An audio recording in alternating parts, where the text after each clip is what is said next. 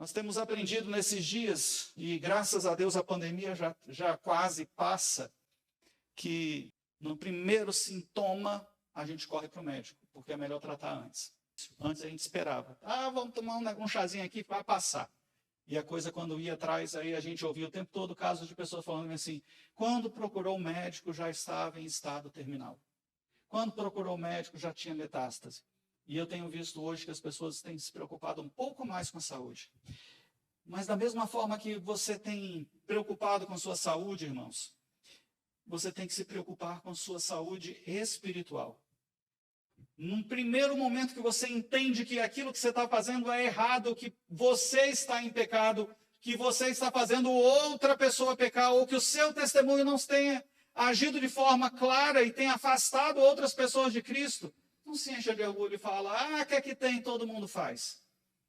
Mas se arrependa e chore, abandone o pecado e se volte para Deus.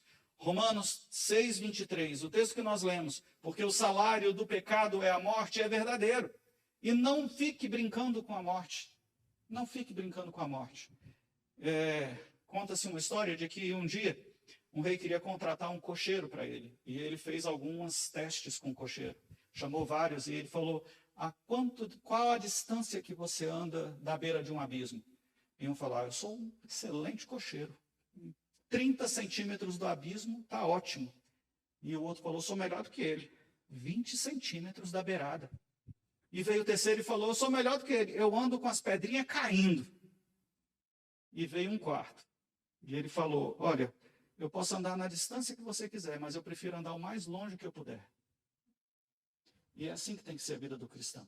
Andar o mais longe que puder daquilo que pode te trazer condenação. No primeiro momento em que você reconhece que há um pecado, uma condição que precisa ser mudada, se arrependa e volte. Abandone. Porque o salário do pecado é a morte. Não tem conversa. Pastor, mas é a circunstância. Deus vai ouvir, vai falar, é verdade.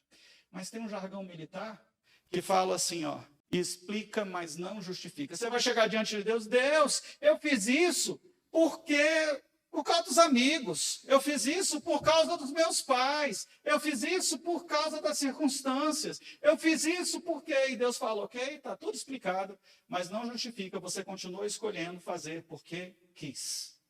Porque na hora que você tomou consciência do seu erro, você podia ter mudado.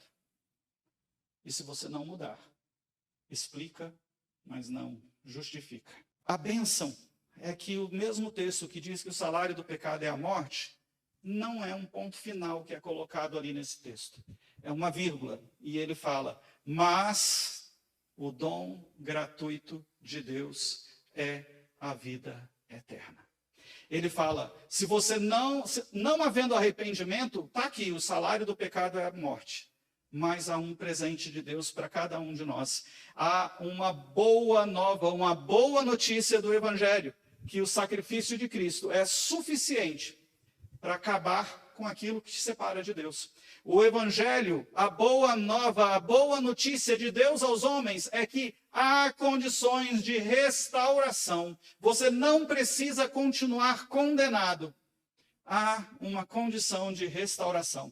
Jesus, o Filho de Deus, Criador dos céus e da terra, se esvazia da forma de Deus e se faz homem e vai até a cruz, para que eu e você, que andávamos condenados nos nossos delitos e pecados, pudéssemos ser restaurados por meio do derramar do sangue de Cristo Jesus.